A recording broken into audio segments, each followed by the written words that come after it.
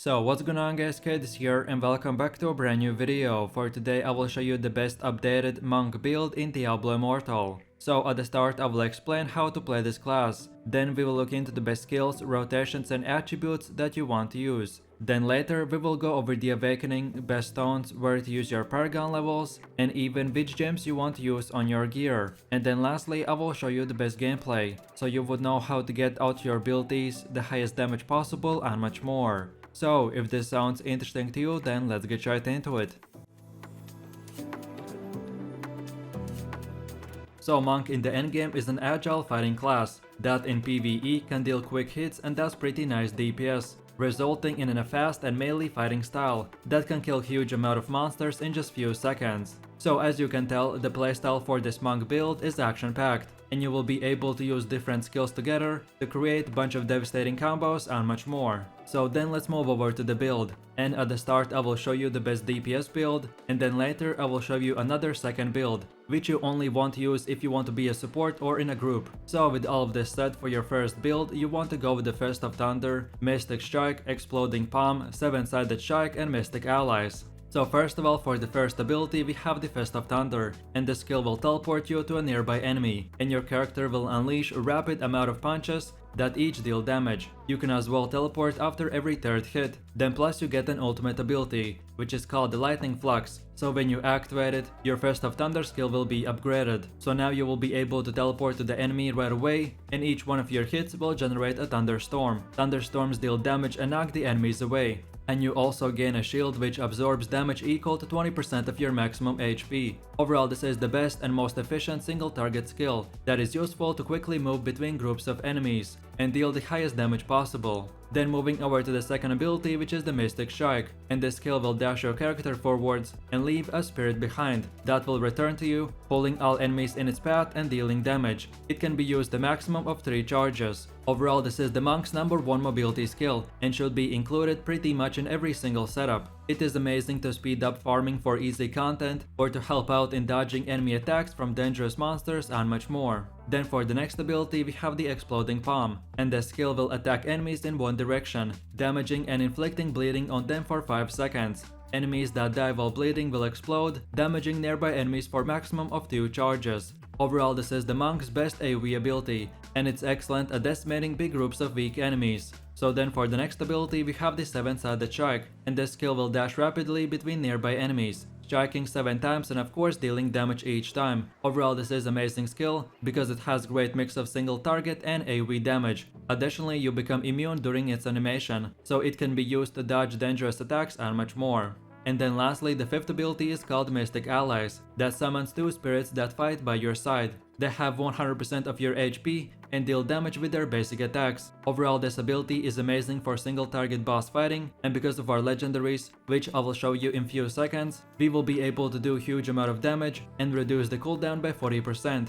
And then last but not the least, this build is meant for super high damage, but in case if from time to time you want to be a support for your team, then a good alternative is to use the second build. So here we switch the Mystic Strike for the Imprisoned Fist, and then we switch the 7-sided Strike with the Inner Sanctuary. But you want to use this support build only when doing group content, and only if you want to sacrifice a bit of damage for more buffs, and that's about it. So then moving over to the rotation, and you first of all want to start by running around the dungeon or map and use the Mystic Strike to dodge the incoming enemies. Then now use the Exploding Palm once to weaken the enemies. Then afterwards we use the 7-sided Strike and reapply the Exploding Palm for the second time, and we can use it again because it has 2 charges. And then lastly we use the Mystic Allies, and then from here we just keep on spamming Fist of Thunder till our other abilities come back up.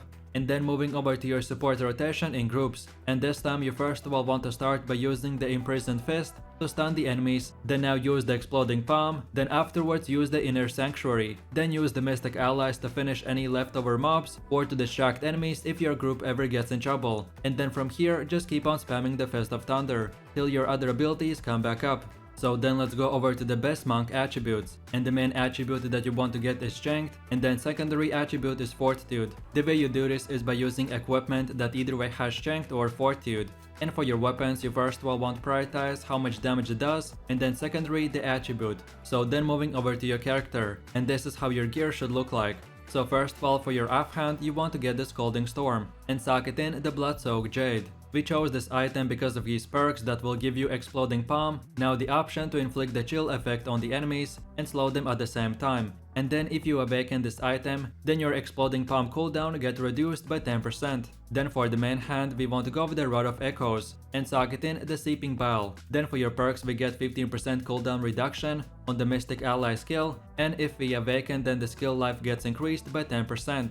Then moving over to the next one, which is the leg armor called the Companion's Melody, and we socket in the Power and Command gem. Then for your perks, we get to increase the duration of the Mystic Allies by 25%, and if we awaken, then the skill's cooldown gets reduced by additional 10%.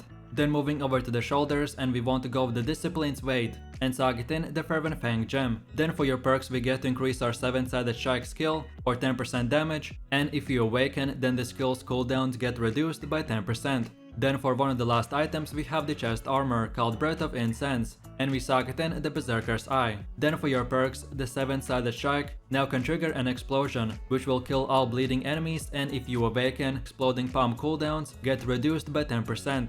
And then lastly, we have the helmet called Open Mind, and we put in the Everlasting Torment gem. Then for your perks, the Mystic Ally skill's damage gets increased by 10%, and if you awaken, then now the Mystic Allies get 10% additional life increase. Then for your charm, you want to get this exact piece that gives all of your skills that you use damage increase. And then last but not the least, for your neck, we go with the Subjugator and socket in 1 ruby, 1 citrine, and 1 aquamarine gem. Then for your finger, get the Prisoner and socket in 1 tourmaline gem. Then for your other finger, get the Turnkey and socket in again 1 more tourmaline gem. Then for your hands, get the Mailed Fist and socket in 3 tourmaline gems. Then for your waist, get the Goaler and socket in 3 topaz gems. And then lastly, for your feet, get the Tyrant and socket in 3 sapphire gems. And then just before we move on to the next part of the video, I want to clarify a few things on the armor. The exact items and gems I'm showing you are the best of the best, so it does not mean that you have to get perfect 5 out of 5 star gems or rank 20 items, but you simply use whatever is the best available on your character, and bit by bit, when you get these gear pieces and gems, start equipping them, and this is how your full endgame build will look like. And if you're ever interested in how to farm these items, then watch my video on what to do after level 60, and there I will explain everything in detail. So then moving over to Awakening, and legendary items in Diablo Immortal can be awakened to unlock another perk on your item. To awaken a legendary item, you need the item itself and a legendary gem at rank 10, but when you can, your priority should be awakening the leg armor called Companion's Melody, then your shoulders called Discipline's Weight, then your main hand called Rod of Echoes, and then lastly your offhand called Scalding Storm. And then from here, you can awaken whatever item you want in whatever order you prefer. So then moving over to the gems, and we already covered the best gems that you want to use on your items in the gear section of this video. But in case if you can't get your hands on the best gems, then in the meanwhile, I want to give you a few best alternatives that will be good as well. So the best starter legendary gem is the Everlasting Torment, Fervent Fang, Berserker's Eye, Lightning Core, Power and Command, and Sealed Weakening. And then for normal gems, you want to get the Tourmaline, Sapphire, and Topaz. All of these gems will be useful and good alternatives. But like I said, for the best of the best, watch again the gear part of this video. So then moving over to the charm, and like I said when we were looking into what gear we want to use, this charm that will give you bonuses to Mystic Allies, 7-sided Strike, Exploding Palm, Mystic Strike, and Fist of Thunder is the best of the best, but especially at the beginning it's not that easy to get. So if this is the case, then your charm priority should be on having the Fist of Thunder, then Exploding Palm, then 7-sided Strike, then Mystic Allies, and then lastly the Mystic Strike. If you have at least a charm with few of these abilities, then that will be already really good, but now you know at least what bonuses are the best and how much they're worth by ranking. And then lastly, like all of us know, we can upgrade and rank up our gear and gems by salvaging gems and those items to then improve the ones that we use. But there's one last final endgame feature that is called the Family Bonus Stones. So when one of your primary 6 gear pieces reach rank 6, you can reforge that gear and improve it even more by putting in a reforging stone. And the 3 best stones for Monk is Vengeance Stone, Wildfire Stone, and Tremor Stone. But like I've said many times, all of this is meant for super late game. So just try to get as high rank on your items as possible and slowly start upgrading them with stones. So then moving over to the last and most important feature, which is the Paragon system. So you start gaining Paragon levels after hitting level 60. Each level grants you 1 Paragon point that you can allocate into any open category. In general, there are 5 categories and each one gives you more defense, XP bonuses and much more. And this is how your first 50 points should be spent. So I recommend to unlock first of all the first damage node, then Zeal, then second damage node and then the Brat. And then from here you can unlock all the other nodes in whatever order you prefer. But then for players with Paragon level 100, then this is how your build should look like. Then for players with Paragon level 150, then this is how it should look like. And then lastly for players with Paragon level 200, then this is how your build should look like, and that's about it. So with that said, I really do appreciate everyone for watching guys and I hope you enjoyed it. If you have any suggestions, feedback or other good Diablo Immortal builds that you would like to see in the next video, then feel free to leave your comments in the comment section down below. And while you're doing that, please click like, subscribe and enable that notification bell. So this way you could support the channel and you won't miss any more amazing content from me. With all this said, you have a nice day and I will see you in my next video. So take it easy, peace.